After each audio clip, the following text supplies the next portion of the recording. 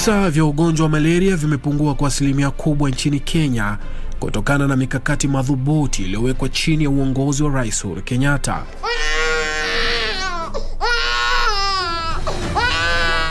Wiki hii kwenye Project 254, if we do not address malaria and take decisive actions to eliminate it, we will continue to see more deaths from this easily preventable disease. Kwa ajili ya kutumia ile neti, wengine kama mimi nitumia vizuri na naona ile mambo ya magonjwa kwangu nyumbani sio sana. Wakati mwingi huko nyuma nilikuwa naugua malaria kwa sana, na nilikuwa natibiwa, bado inarejelea tu.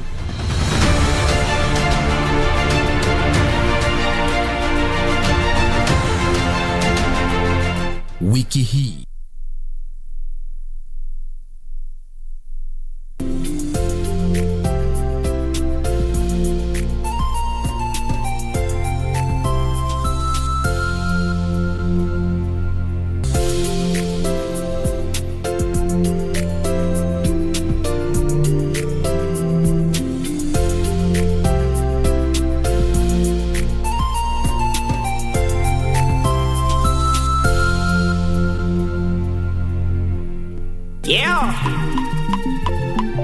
Take a musical trip around Africa right here on KBC Channel 1.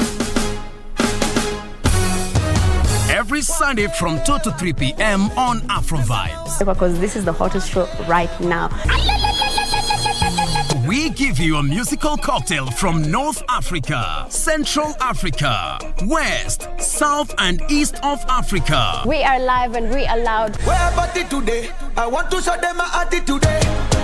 Your Sunday will never be the same again with DJ D and DJ Leo on Afro Vibes. Your musical passport to Africa. Allow me to enjoy myself. Allow me to enjoy myself. Allow me to enjoy myself.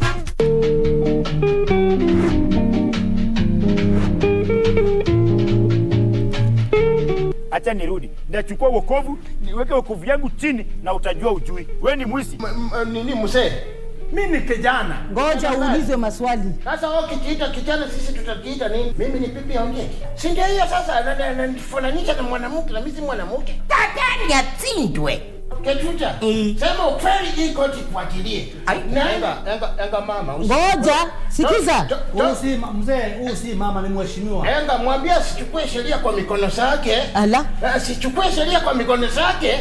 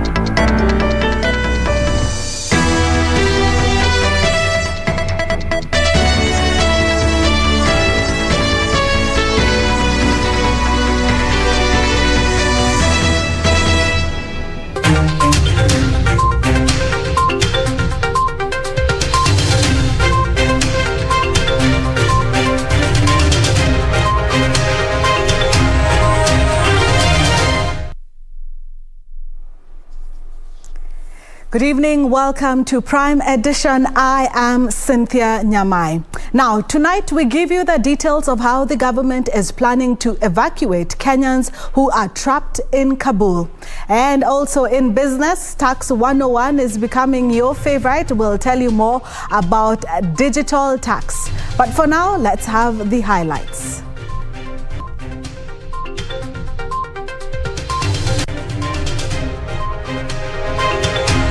Our visits to State House aren't summons to browbeat us into supporting one candidate or the other. We must make compromises and form coalitions and alliances for the sake of the nation.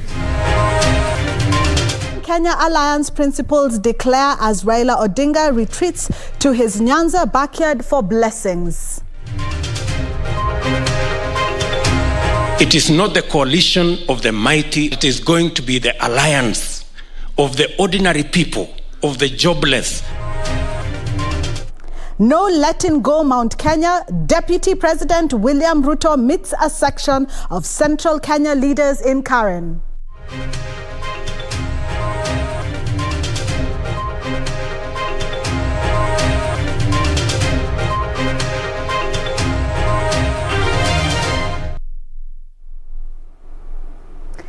Deputy President Dr. Ruto says Kenyans are no longer interested in politics that do not add value to their lives. The Deputy President says his vision is to build an equal opportunity society through an economic revolution that incorporates all members of the society. The deputy, who met with a section of religious leaders from Embu at his current residence, said the proposed policy will help generate millions of jobs and create a conducive environment for business. Mwaka ujao tukikupeleka pale, ukumbuke hii familia ya wachungaji, usikae kando na wao, na kwa sababu tunaona vile unaendanisha na sisi, tunaamini hata hiyo wakati utakuwa pamoja na sisi. Sisi hatuna la kumpa kwa yale mazuri aliyotufanyia Waislamu wa Embu. Hatuna la kumlipa zaidi isipokuwa sisi ni kumwombea Allah amwafikishe katika malengo yake. Kule pwani sisi tumeamua hatutaunganishwa na vyama vidogo vidogo. Tunataka kuwa mahali ambapo tumekaribishwa kuunda serikali pamoja. Model. It is not the coalition of the mighty or powerful or known or the great, but it is going to be the alliance of the ordinary people, of the jobless, of the people who have no business, of those who are despised, of the weak, that is going to assemble our energy and create the revolution that will give everybody an equal opportunity by changing our economy. Still in politics, the One Kenya Alliance principals have refuted claims that they are being coerced to support ODM leader Raila Odinga's 2022 presidential bid. Speaking in Mombasa, in the principle led by ANC leader Musalia Mudavadi said at no time during their meetings with President Uhuru Kenyatta did their talks center on supporting an individual for the top seat. The alliance leaders have taken issues with a section of the media that say it has misinformed the public. The three categorically stated that their visit to State House were cordial consultative meetings to deliberate on national matters and not summons to coerce them into supporting one candidate. The One Kenya Alliance leaders claimed the reporting had insinuated that they were being compelled to make a choice out of their wish. Kenyans deserve correct, factual, verifiable, attributable and balanced reporting of events and not fiction about manufactured events that didn't take place. According to Musalia, the meeting was centered on new COVID-19 surge and containment measures and not about presidential candidates. No one asked or even suggested that we support anyone for anything. We call upon news media and especially the print media to remain focused on reporting facts as they are and not what their wishes are. Indeed, it is a cardinal international media ethical rule that media houses can choose to support a candidate of their choice in elections. The only condition is that it must be made public. Reporting for Prime Edition from Mombasa County, I'm Michael Mondiga. Now to COVID news, where 1,263 people have tested positive for COVID-19 from a sample size of 8,680 tested in the last 24 hours. The positivity rate is now 14.6%, according to the Ministry of Health. From the latest cases, 1,234 are Kenyans, while 29 are foreigners. Total confirmed positive cases have increased to 225,663, while cumulative tests so far conducted are slightly over 2.2 million. The death toll has risen to 4,404 after 26 deaths were recorded, all being late reports of facility record audits in the month of August. Globally, 209.4 million people have so far tested positive for the coronavirus, while 4.39 million have lost the fight since the pandemic broke out.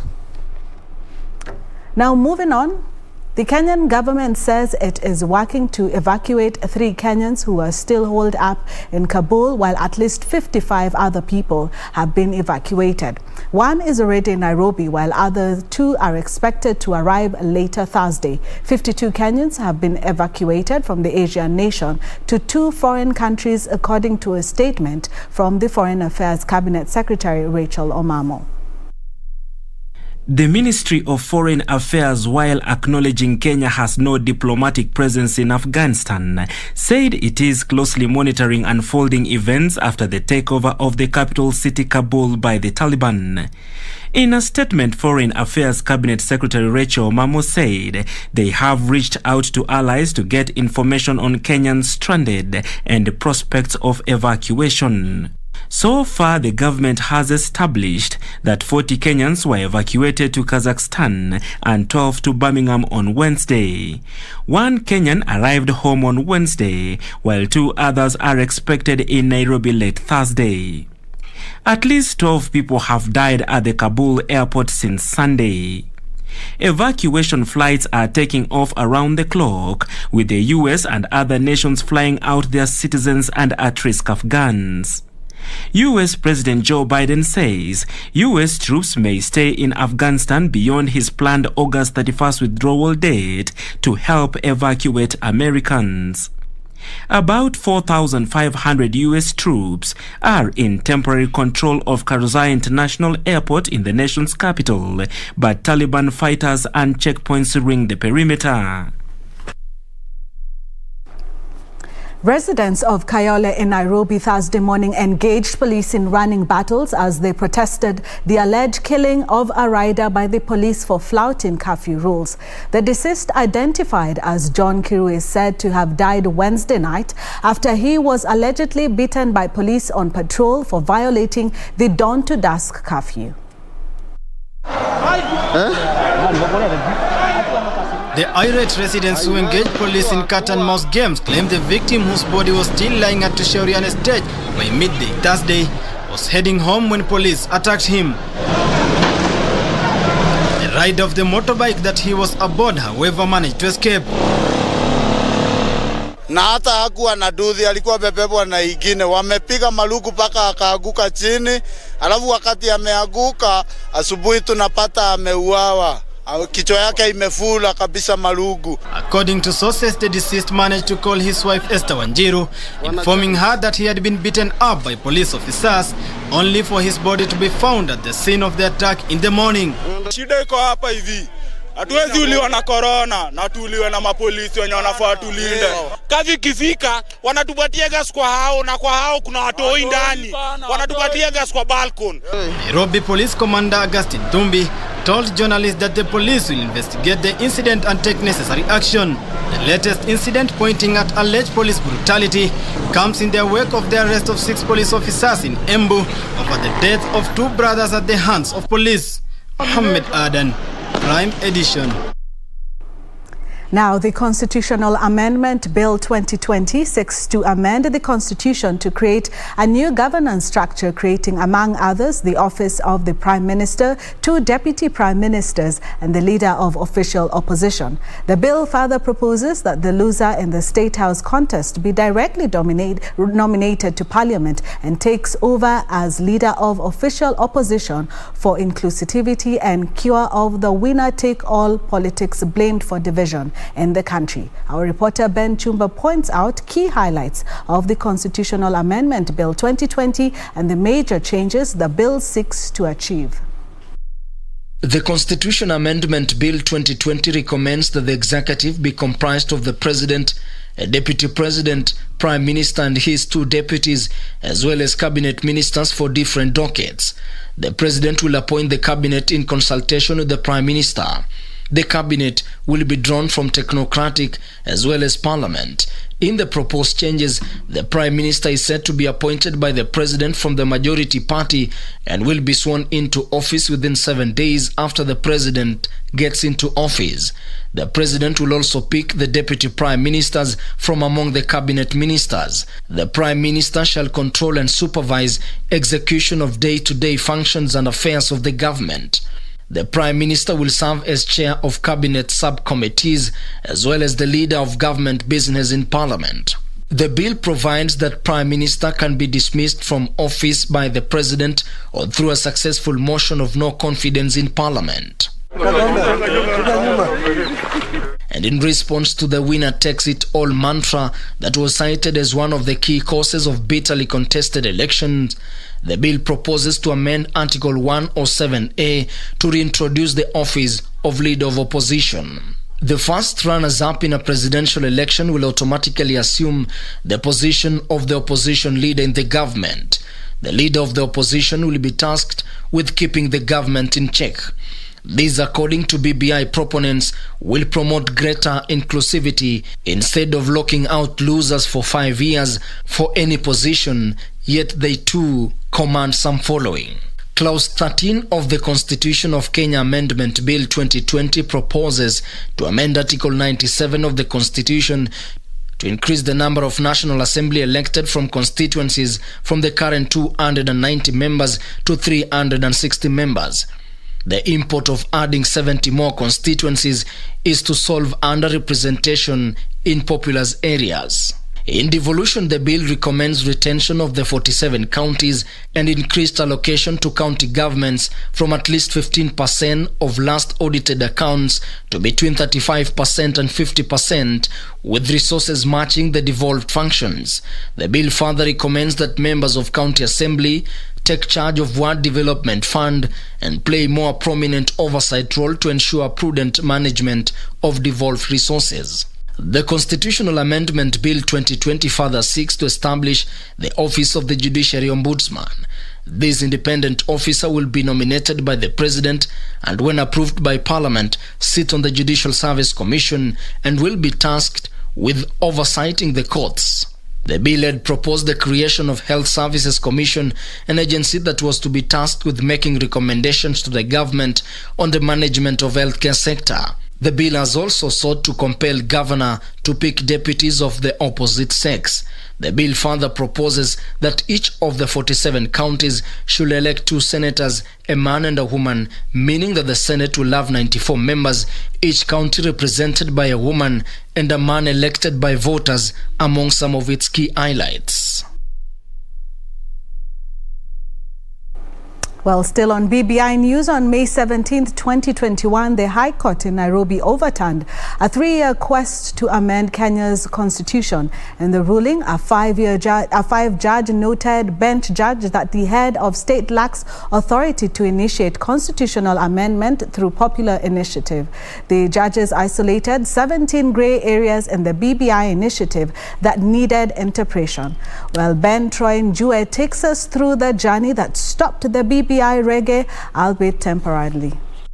A declaration is hereby made that the entire unconstitutional and constitutional change process promoted by the Steering Committee on the Implementation of the Building Bridges to a United Kenya Task Force report is unconstitutional, null and void. A landmark ruling in a 785-paragraph judgment by 5 High Court judge bench of Justice Professor Joel Ngugi, George Odunga, Jairus Nga, Teresia Matheka, and Chacha Mwita.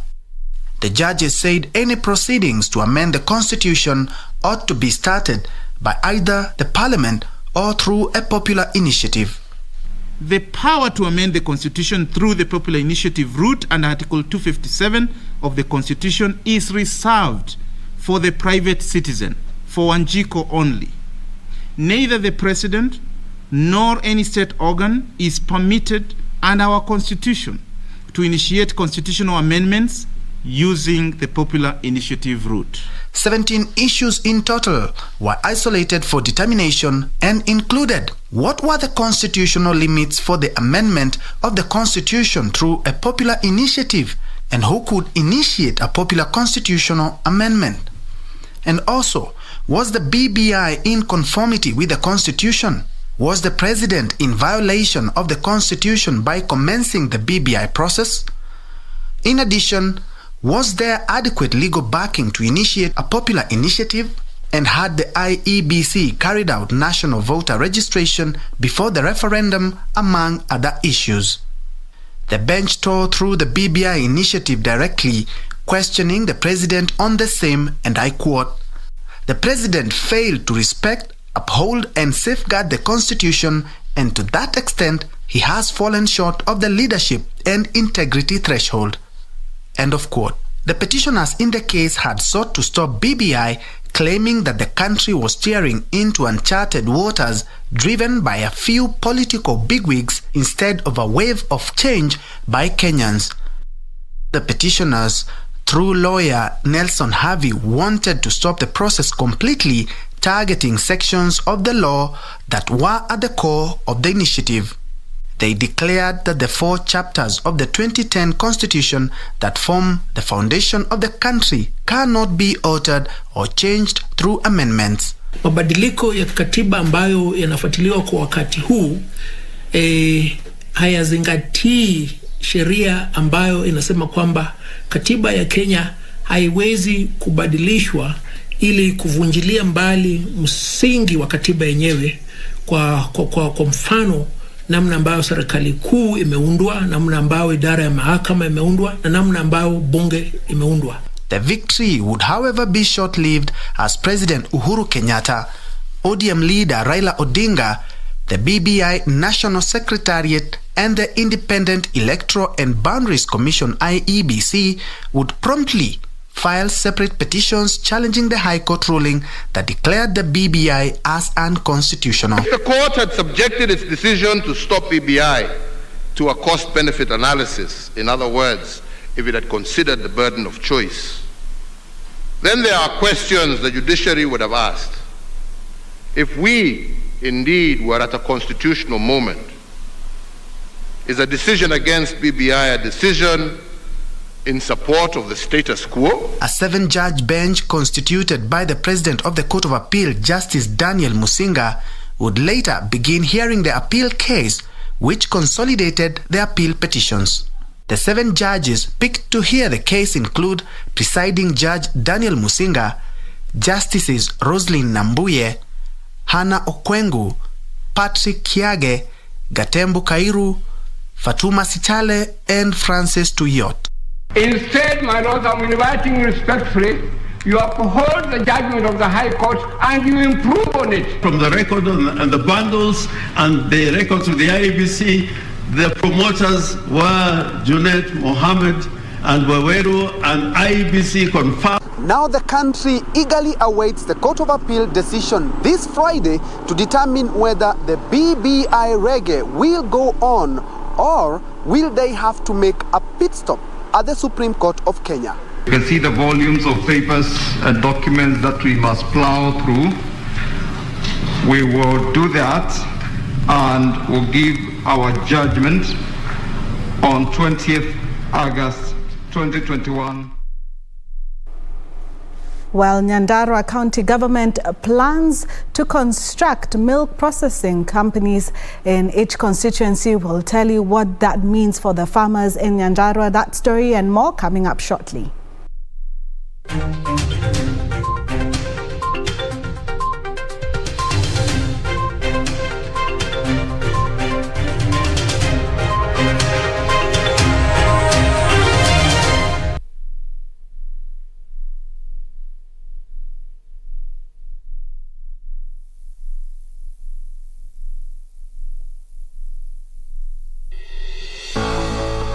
One year ago, President Uhuru Kenyatta consolidated the operations of three key entities: the Kenya Ports Authority, the Kenya Pipeline Company, and the Kenya Railways Corporation. These three entities, they have a combined total asset of about 1.4 trillion Kenya shillings. 12 months down the line, has the sailing been smooth for KTLN? These things are not easy to melt. These are institutions with histories. One, two, going back as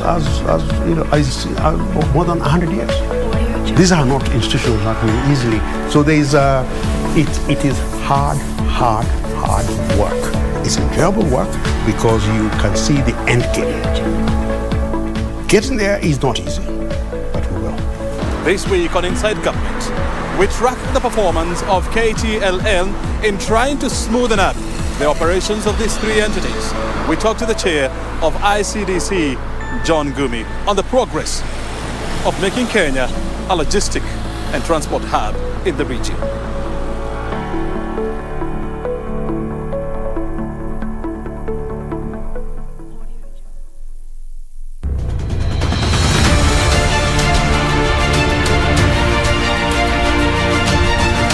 Visa vya ugonjwa wa malaria vimepungua kwa asilimia kubwa nchini Kenya kutokana na mikakati madhubuti iliyowekwa chini ya uongozi wa Rais Uhuru Kenyatta.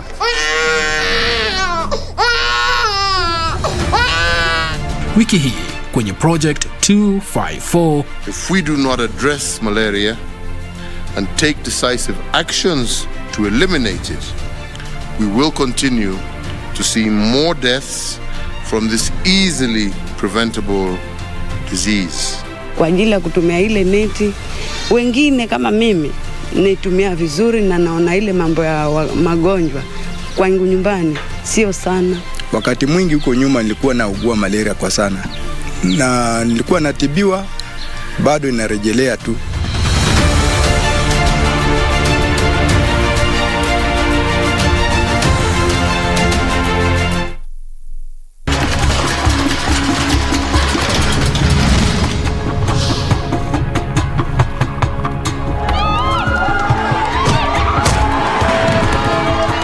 Nimetroa kutafuta job na hakuna.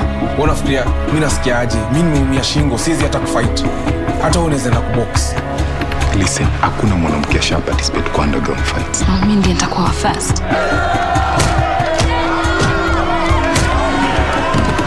Melata rent.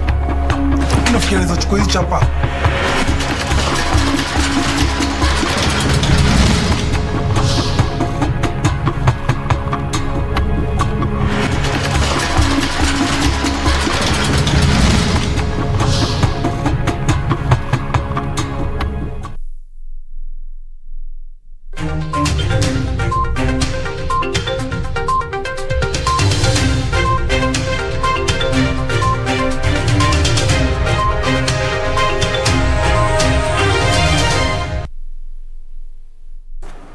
Welcome back. We're still on BBI, where Deputy President William Ruto has been on record opposing the building bridge bill, saying it is not a priority for Kenya at the moment.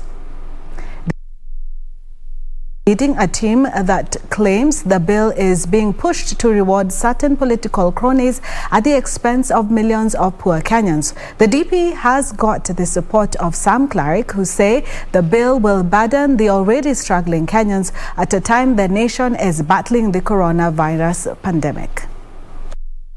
Section of political and religious leaders and civil society groups have expressed their opposition to the constitutional changes through the BBI bill. The group terming the BBI process as a crafty way to overhaul the constitution, which has not been fully implemented.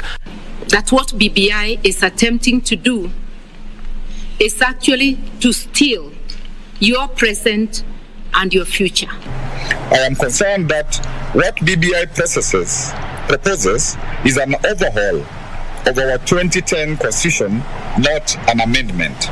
Importantly, I'm concerned that it is either deceptive or burdensome. For me, BBI is really about taking Kenyans backwards. And if we were to use the analogy that all Kenyans like, that they are going to Canaan, BBI is about taking Kenyans back to Egypt. Their argument is that the BBI referendum bill is allegedly not the will of the people, but is based on the changing political and socio-economic interest of a few. Certain civil society groups terming the Building Bridges Initiative bill a state project and illegal, since the Constitution only provides for two processes of initiating its amendment, either through parliamentary initiative or the popular will. But the way they did it, they have gone the popular initiative way, which is reserved for the ordinary citizen. And of course, for a government to be able to use the instruments of power to go for a popular initiative is totally against the Constitution. So you cannot amend the Constitution outside of the pathways provided for them. So that is the illegality number one. The group took on the idea by the bill to create the office of the Prime Minister, claiming it was meant for some political losers. Recommending the appointment of the Ombudsman to handle the issues of the judiciary. I think that is good. However, I strongly believe that in order to enhance the independence of the judiciary, that appointment should be made by the Chief Justice. The Deputy President William Ruto voiced his opposition during the Bomas 2 launch of the document. It is my humble submission that as we discuss inclusivity around us, the leaders, we must have a candid, open discussion on inclusivity about the millions of Kenyans locked out by poverty and employment. We must discuss how they are going to be part of the Kenyan society. And so the promoters of the bill played reggae as the opponents looked at every way to stop the tune from playing. The coronavirus pandemic offering a reprieve to those against the bill as the countrywide rallies were stopped. If the reggae is what we are seeing, the ethnicity that is being preached in BBI rallies, and the ethnic profiling of communities, and the hate and the campaign one community against another, if that is the reggae they are talking about, my friends, reggae will stop. But even as those supporting the BBI bill managed to acquire the requisite threshold to push through the popular initiative, managing to get over 1 million signatures and 24 counties, on the other side, IEBC again seemed to be in a quagmire, seeking Parliament's guidance on whether the bill will be subjected to a referendum as a single document, or Kenyans be compelled to a vote on every issue that the bill was proposing. And when the High Court finally put the brake on the bill, those opposed to it said heaven had answered their prayers.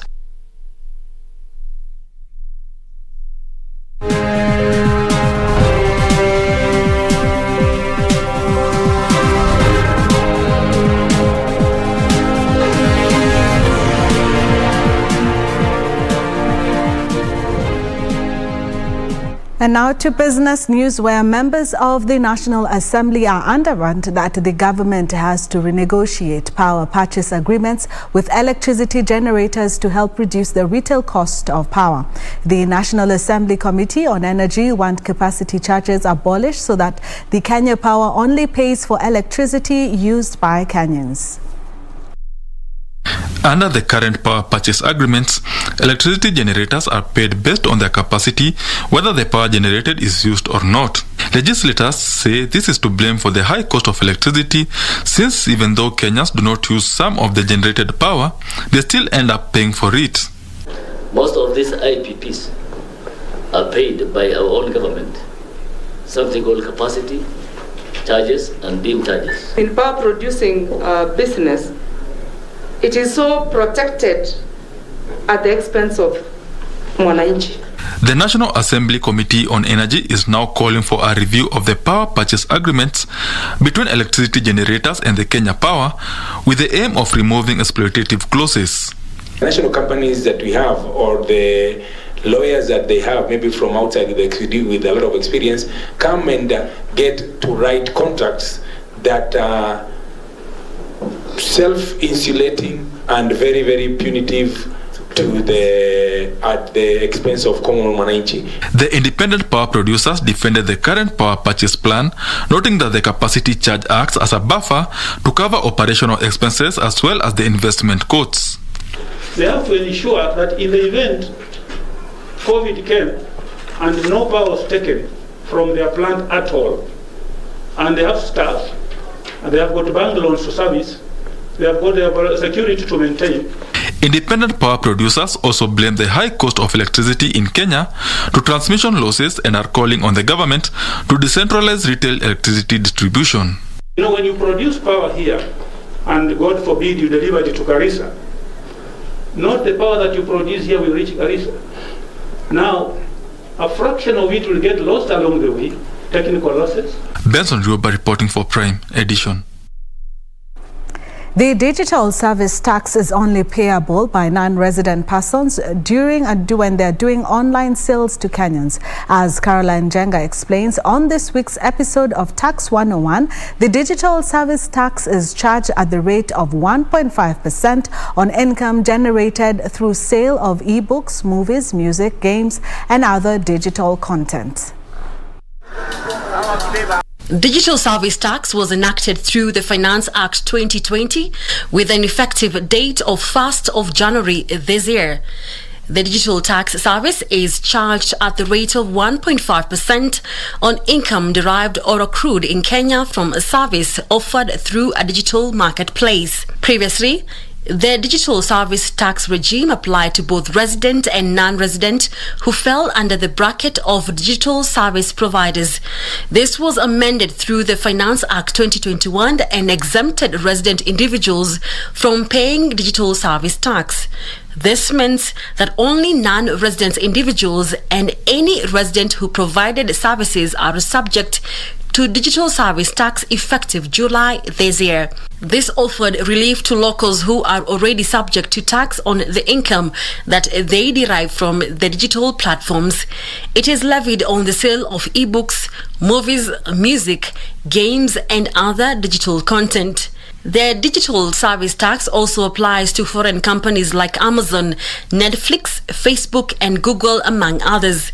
Non-residents can now use foreign currency when carrying out business over the internet, electronic network, including a digital marketplace, which simplifies compliance for non-residents. Incomes exempt from digital service tax include income subject to withholding tax, online services provided by government institution, and a non-resident person who is in the business of transmitting messages via radio, cable, optical fiber, television, internet, satellite, or other such methods of communication.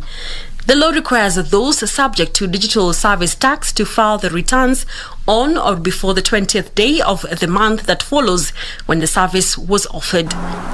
The digital marketplace is the latest frontier in the modern economy for the government to expand the country's tax base and increase additional revenue.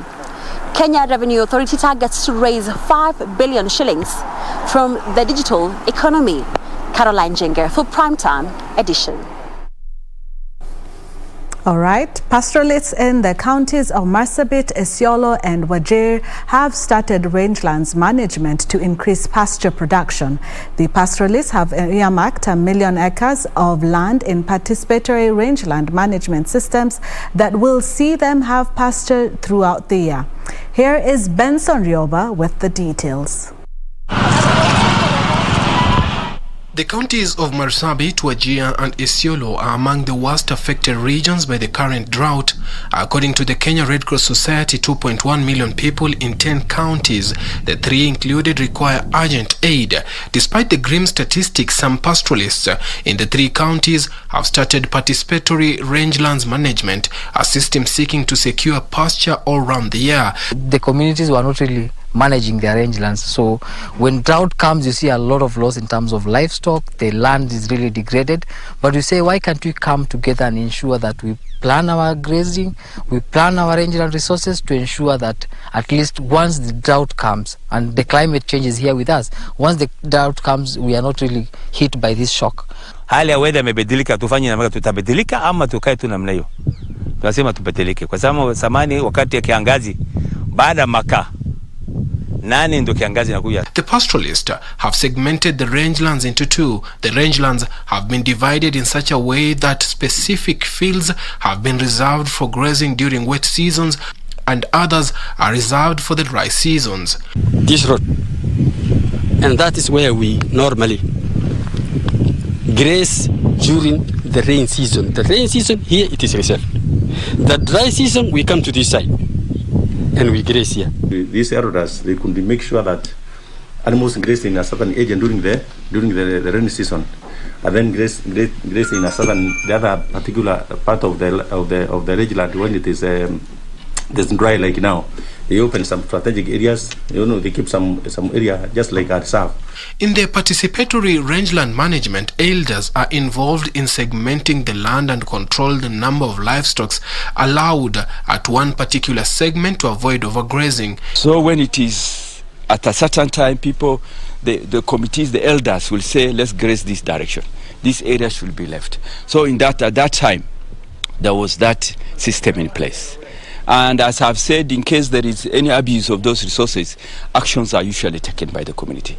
To go very far to show good pastures, but now we can get it from nearby places because of the area that the rangeland, the places we managed by the help of the elderly and the master. In communities under the system, livestock buying prices have remained stable throughout the year, which is the complete opposite when compared to other drought hits. Kutoka tulianza nyama ya ng'ombe yetu sasa kuuzwa anauza pesa tunataka kwa sababu bado iko na afya mzuri, bado iko na malisho mzuri. Haya maziwa hivyo tunapata. Pastoralists in the area also practice destocking to reduce risk of overgrazing and make the pasture venture sustainable. The information we have practically on the ground is that the pasture is over. There had been enough congestion.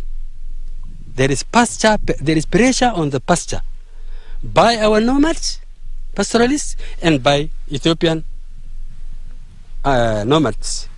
We all came together and we finished and depleted the pasture.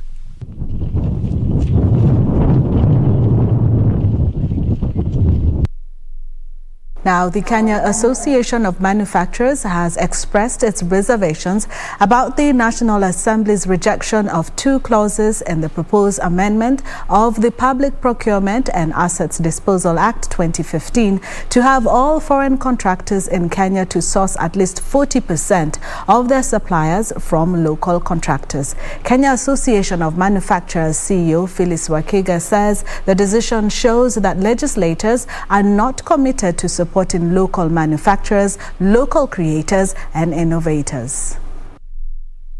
In 2015, a presidential directive was issued that 40% of public procurement be reserved for locally produced goods and services as part of the Buy Kenya Build Kenya policy.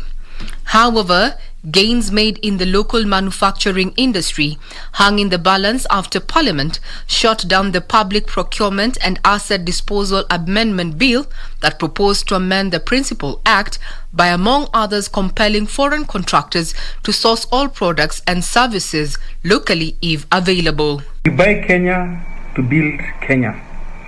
That it is expected when you promote what is locally produced, when you purchase what is locally produced, or you contract services that can be done by the locals, you promote the local economy to a large extent. So the shooting down of the Public Procurement and Asset Disposal Amendment Bill 2020 by Parliament earlier this week was a disappointment, because we feel it was meant to boost the local manufacturers, and in turn it was supposed to spur economic growth, which inevitably would lead to job creations.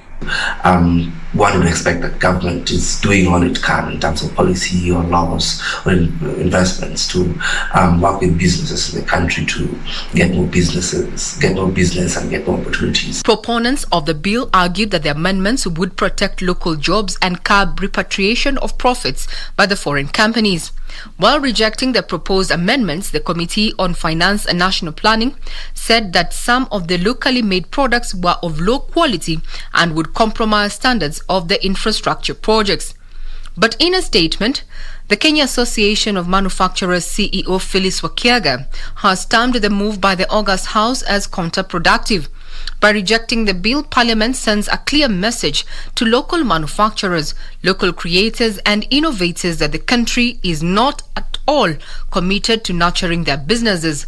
This move erodes the competitiveness of made-in-Kenya products and gives full advantage to foreign products which already highly encroach on the local market share. She assured that they are high-quality products from the local manufacturing industry. Regina Manyara reporting for Prime Edition. Nyandarua County Government targets to construct a milk processor in each constituency in efforts to help reduce post-harvest losses and increase income for dairy farmers. Nyandarua Governor Francis Kimeme says the move will see milk processed and packaged and help solve the market access challenge that some farmers face. Here are the details of this and other stories in our corporate briefs. Nyandarua Governor Francis Kimemia says the devolved unit is the second largest milk producer in Kenya. However, most farmers in the area do not reap maximum benefits. This has prompted the county government to start construction of a milk pasteurization processing line at the Olkalou dairy plant that will process and package the produce. Lakini video tumeanza na huu mradi wa liters 5,000 kila saa na utafanya maziwa iweze kukaa muda mrefu.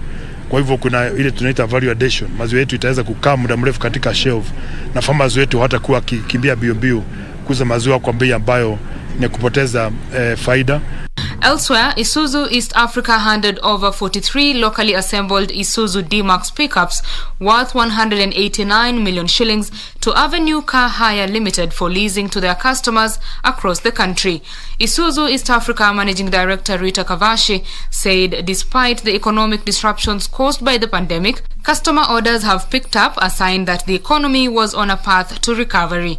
Our commitment as Isuzu East Africa is anchored on trust in our brands, reliability of our services that we offer across our businesses, and of course the durability of the vehicles that many customers have come to love. Finally, UAP Old Mutual Group has joined a list of a few insurers that have designed a medical cover for the elderly. The firm is banking on inclusion of a COVID-19 treatment in the cover to mobilize uptake of the cover that targets those aged between 65 and 80. Elderly individuals are often locked out of medical insurance covers as they are considered high risk due to underlying conditions and susceptibility to ailments as they age. Betty Kiptum, Prime Edition. Now, poultry farms in Ghana are taking a hit from the outbreak of bird flu as more than 10,000 birds have died from the disease. Ghana recorded the bird flu outbreak in July in 3 out of 16 regions. The country's Ministry of Agriculture says more than 6,000 birds have died naturally, while nearly 5,000 have been killed to stop the spread of the disease. Here are the details of this and other stories from across the African continent. Veterinary officers say the outbreak of the bird flu could affect nearly 600,000 poultry farms in Ghana. The bird flu has been reportedly spreading in West Africa since March. Ghana has banned the import of poultry from Nigeria and Togo to prevent further spread of the disease. The government said it will give incentives to farmers affected by the disease. Emmanuel Abaja started this poultry farm in Ghana's capital city of Accra in December last year after he lost his job within the tourism industry due to the COVID-19 pandemic. However, now his new business is threatened with the outbreak of bird flu. Meanwhile, Uganda's Smart Telecom is closing operations at the end of this month. The company, which is owned by the Afghan Fund for Economic Development, is only 7 years old but says the effects of COVID have forced it to make the decision. Smart Telecom says all services will stop on the 31st of August, adding that the customers should move to competing networks and it will refund prepaid credit that extended to September. Officials say Smart Uganda saw its market share decline in 2019 during the onset of the global pandemic. They say that travel restrictions, which have led to increased competition in the telecoms market, have largely benefited large operators such as MTN, Airtel and Uganda Telecom. Finally, riding-sharing app Uber says it will expand to 21 smaller towns across South Africa, taking its service to 40 towns in all 9 provinces. Uber says that riders in these towns will have the option to request Uber's best-priced mobility option, Uber Go, and making use of smaller, fuel-efficient hatchback vehicles or the original Uber X category. Uber says that despite the challenges brought on by the COVID-19 pandemic in the last year, its operations are seeing signs of recovery.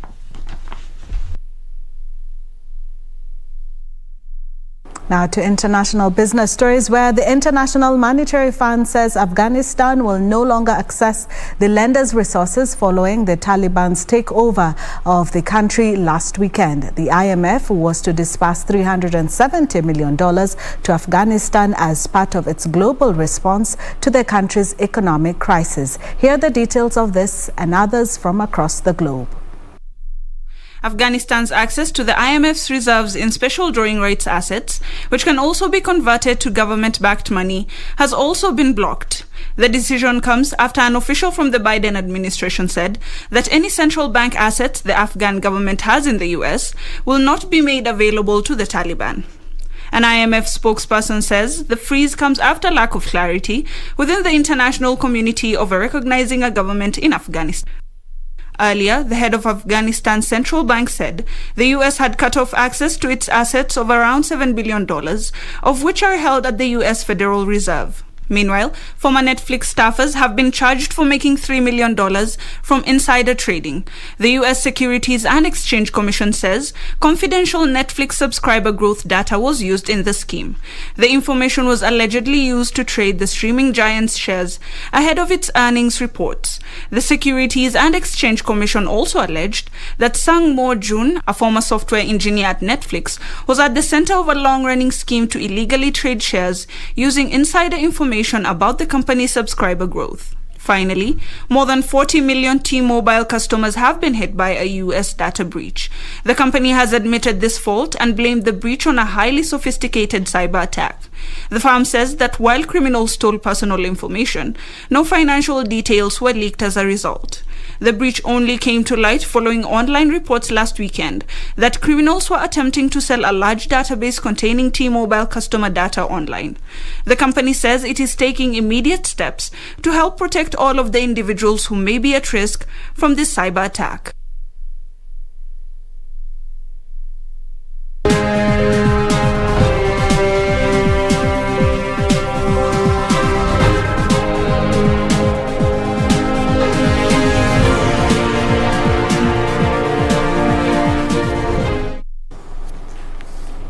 Well, that's it for business, but in politics, Orange Democratic Party Nyanza's chapter has thrown the weight behind the party leaders Raila Odinga's quest to forge a united political front for his 2022 presidential bid. In a meeting held in Homa Bay County, the delegates mandated Raila to pursue political alliances that will ensure peace prevails in the country before and during and after the 2022 polls.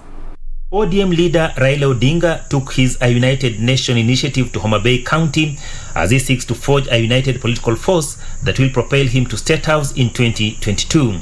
He must continue on a path that reconciles, unites, calms, and stabilizes our country. He must embrace forgiveness and not vindictiveness. He must make compromises and form coalitions and alliances for the sake of the nation. At the ODM Delegates Forum, the former premier was given the mandate to pursue alliances with like-minded political leaders across the country for a peaceful general election. Tumeamua kama viongozi tuwe pamoja, tuone ya kwamba nchi hii inaendelea mbele kiuchumi, kwa sababu uchumi ndio imekuwa shida kwa watu wetu. We finally support the Azimio na Umoja unveiled by the Right Honorable Prime Minister Raila Amolo Odinga. Raila using the platform to outline what he says is a raft of structured measures that will see a paradigm shift in operation and production in various sectors across the country to spur economic growth hinged on a conducive political environment. The former Prime Minister is proposing structured tapping into the vast talents and skills amongst the youth as a way of creating jobs both locally and at the international level. It is possible for us to set up a regional body dedicated to identifying skilled youths, organizing regional competition, organizing training camps for them, and helping them access opportunities locally and abroad. The ODM chief called on the counties around the Lake region to heavily invest in the health sector as a way of safeguarding their health, especially those who border countries without sound healthcare system. As a region that borders other countries, we are particularly vulnerable to policies of our neighbors. We have seen that during this pandemic and with regard to security, our people receive foreigners whose status are unknown. Achola Simon, Prime Edition, Homa Bay County. Well, Kenya today bagged two gold medals. That story and more coming after the break.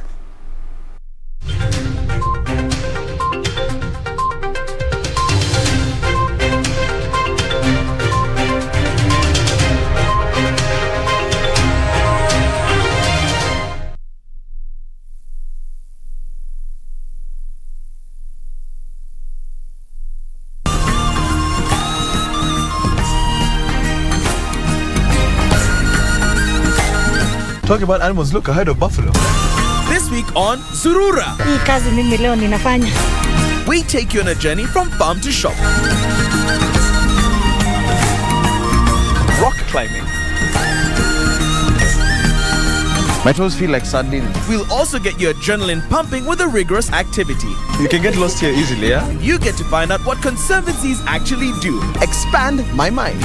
And yes, that's all coming right up on Zurura. Find your adventure.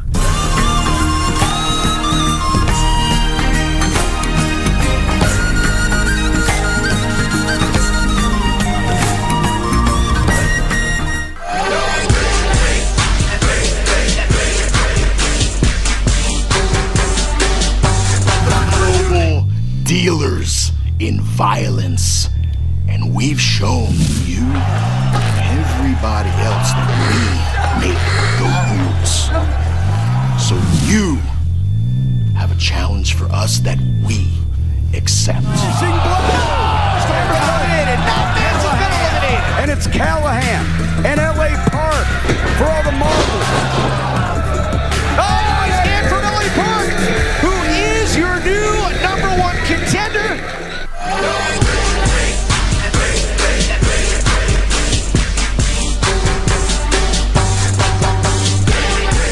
Yeah!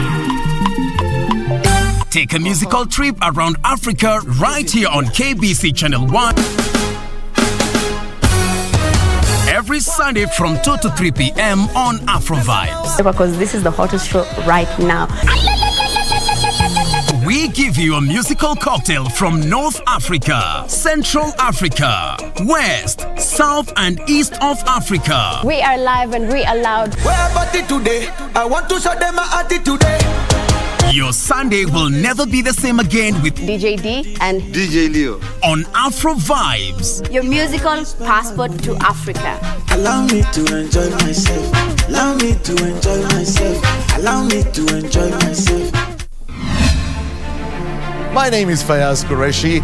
After a long spell, I'm back and ready to grace your streets.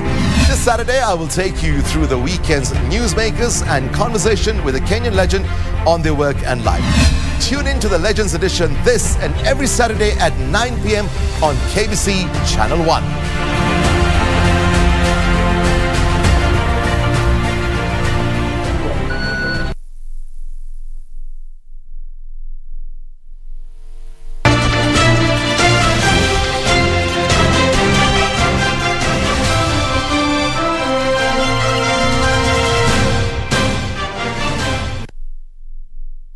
Welcome back. Let's get sporty. My name is Karen Kibet. Now it's all smiles as Kenya today bagged 2 gold medals in the ongoing World Under-20 Athletics Championships after Benson Kiplagat and Teresia Muthoni emerged victorious in the 5,000 meters and 3,000 meters race respectively at the Kasarani Stadium. Meanwhile, sensational junior athletes Noah Kibet and Emmanuel Korir showed a sparkling performance and qualified for the 800 meters semi-finals that will be held tomorrow. Moment it's really Noah Kibet from Kenya taking control of this. No one's really challenging at the moment. 200 meters to go. 17-year-old Noah Kibet, who was making his debut in the World Under-20 Championship, finished in the first position in Heat 1, clocking 1 minute 46.70 seconds. He was followed by Jakub Davidik of Czech Republic, who timed 1 minute 47.84 seconds. He's been at the European Youth Olympic Festivals and the Olympic Festival. He's had medals in both, but it is very much Kibet who is stretching this lead. 156.72. Another Kenyan, Emmanuel Wanyonyi, showed his athletic prowess, finishing first in Heat 2 after timing 1 minute 46.51 seconds in front of France Yanis Meziane, who clocked 1 minute 47.28. And the power on this athlete, the French athlete, finishing really faster, but the Kenyan is easing up on the line. Well, what a fantastic last lap there for Wanyonyi. In 400 meters hurdles, Peter Kidhome advanced to the semi-finals after he finished second in his heat, timing 51.31 seconds. Aloysius Kipngetich also qualified after finishing third in 51.41 seconds. Despite a stiff competition being experienced amongst athletes from other nations, the Kenyan team has expressed optimism of clinching the gold medal before this championship culminates on Sunday. Reporting for Prime Edition from Moi International Sports Center, Kasarani, in Nairobi, my name is Frederick Mwoki.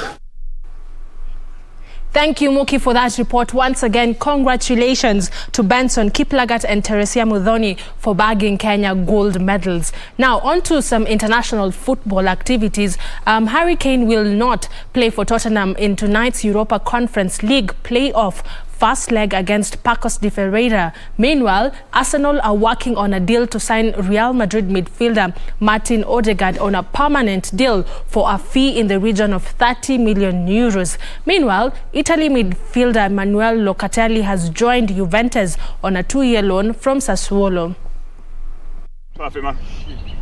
England striker Harry Kane, who reportedly wants to leave Tottenham, was not part of the group who flew to Portugal on Wednesday for the game against Pacos de Ferreira tonight. Kane also missed Sunday's 1-0 win over Manchester City, who are trying to buy him. He returned to training late after a post-Euro 2020 holiday in the USA. Meanwhile, Arsenal are still working to get 22-year-old Martin Odegaard's deal completed, who spent the second half of last season on loan at the Emirates. Odegaard, who joined Real Madrid in 2015, has only made 8 league appearances for the Spanish side and has also spent time on loan at Hirven, Vitesse and Real Sociedad before the spell with Arsenal. Elsewhere, Manuel Locatelli's deal will become a permanent transfer in June 2023 for a further 3 years with a fee of up to 37.5 million euros agreed with Juventus. Locatelli joined Sassuolo in 2018 and was part of the Italy squad that won Euro 2020 last month, scoring twice in 5 games and coming on as a late substitute in the final. The Tottenham versus Paco de Ferreira game is already 30 minutes in action, and it's currently at a stalemate, 0-0. So we definitely can't wait to see who will emerge victorious in that particular game. So I will see you tomorrow for more in the sporting world. My name is Karen Kibet. For now, I do wish you a lovely night, but I do hand you back to Cynthia Nyamai for more. Well, I'm just going through some of your comments. Tony Murashia says, I am watching from Kisii, and he says that it is unfortunate that youths have to go on the ground and protest because of the death of their age mates. And also we have Ann Corey, who says that she is watching from Thika. Well, that's it from me and the rest of the team right here in studio. We wish you a good night.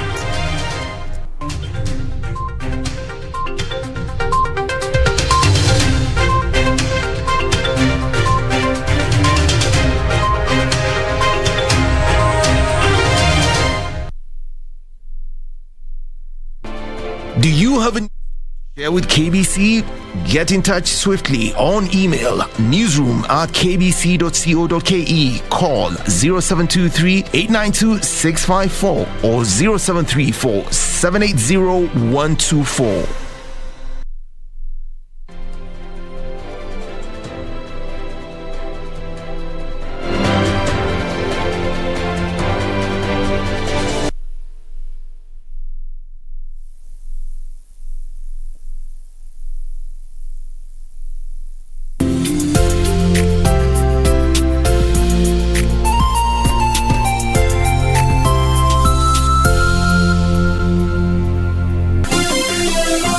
Vera Beauty College. Vera Beauty and Fashion College, with branches in Nairobi, Eldoret, Thika and Meru. Did you know that we are a TVET approved institution? We offer courses in fashion design, interior design in soft furnishing, event decoration, flower arrangement, event planning, hairdressing, barbering and dreadlocks, beauty therapy, makeup, nail technology, spa massages, teaching skills, TOT, solo business management, and many more. Register now and visit our website on www.verabeautycollege.com. You can also call